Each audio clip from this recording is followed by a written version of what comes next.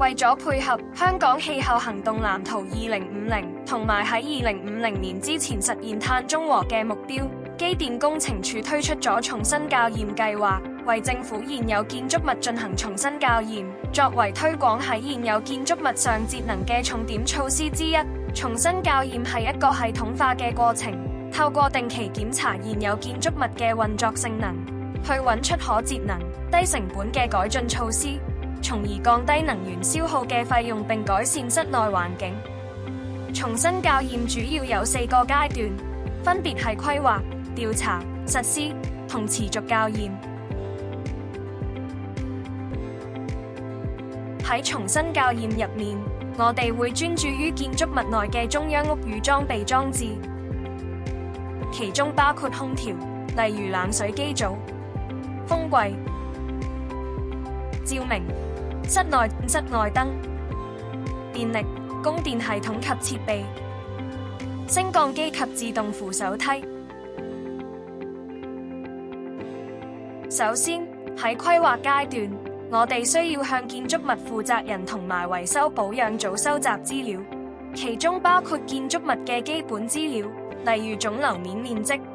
不同空間用途、運作要求、過去嘅能源審核報告、過去24個月嘅電費單、主要設備列表等等。如果建築物具備中央控制及監察系統同過往運行數據記錄，我哋可以收集相關數據，從而觀察即時嘅空調系統運行狀況同趨勢。如果建築物冇安裝中央控制及監察系統同過往運行數據，我哋亦可以觀察返現有嘅主要設備，並且計劃之後安裝臨時數據記錄儀。呢啲資料可以幫助我哋喺實地考察之前了解呢棟建築物同佢使用能源嘅模式。然後我哋會進行規劃階段嘅實地考察，期間會同建築物負責人同埋維修保養組了解更多不同系統嘅運作狀態同限制，制定臨時數據記錄儀安裝嘅計劃，同埋訂立初步嘅節能機會。喺調查階段，我哋會喺冷水機嘅冷凍水、冷凝水管道同風櫃送風、回風管道入面安裝溫度記錄儀，收集溫度濕度數據。另外，安裝電流記錄儀去收集1星期嘅電流數據，從而作出詳盡分析。喺安裝記錄儀嘅過程中，我哋亦會做一個即時嘅測量，再同中央控制及監察系統嘅讀數比較，以確保傳感器嘅精準度。此外，我哋會喺建築物不同地方安裝物聯網傳感器。呢啲物聯網傳感器係無線款式同尺寸細小，易於安裝和拆除，而且係唔會影響建築物嘅運行。物聯網傳感器會自動將數據發送到在線雲端平台上，監測室內溫度、濕度同照明度。呢啲都有助於識別潛在嘅節能機會。康樂類型嘅大樓、體育館、游泳池，我哋會揾到一啲常見嘅節能機會，例如每個星期有定期嘅清潔時段，喺清潔期間可以閂咗部分嘅燈嚟節省能源，當差唔多去到重新開館時間先開燈。而康樂大樓有高峰和非高峰使用時段，夏天同冬天環境，我哋可以根據現場檢查同收集嘅數據分析，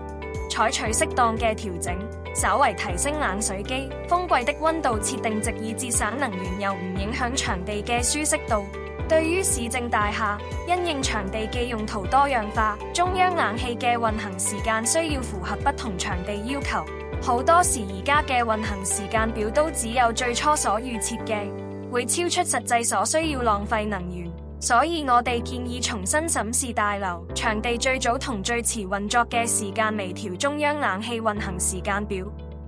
大樓場地開始運作先運行中央冷氣。如果冇其他特別需要，建議向大樓閂門之後就熄機，以節省能源。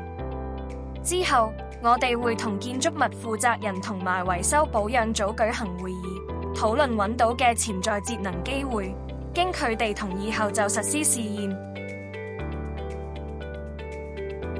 嚟到實施階段，部分嘅節能機會只需現場作出微調，可以交由維修保養組團隊實施。實施之後，節能操作提示會貼喺設備附近，以提醒操作員日後持續執行。而一啲小成本嘅能源效益控制設備，例如變速驅動器或無刷直流電風扇，增加可調控記空間，安裝後亦會配置到中央控制及監察系統中。所有測試、相關文件和培訓亦會提供俾保養組團隊記錄。測量同驗證將喺所有節能機會完成之後進行。我哋會再次安裝需要記錄儀去收集運行數據，根據收集嘅數據去驗證節能成果，最後會喺實施報告、測量驗證報告同最後報告中匯報。最後係持續校驗階段，我哋會同維修保養組團隊進行持續校驗會議，確保大家了解已經實施嘅節能措施嘅關鍵設定，並喺將來保持呢啲設定。持續校驗亦應該定期進行，而關鍵績效指標喺建築物總電量，我哋應該要定期每個月審查建築物總電量，比較過去用電量，以確保節能成果。總括嚟講，重新校驗可以做到節省能源嘅效果同改善現有建築設備同系統效率。請大家都開始為自己嘅建築物進行重新校驗，一齊為節能出一分力。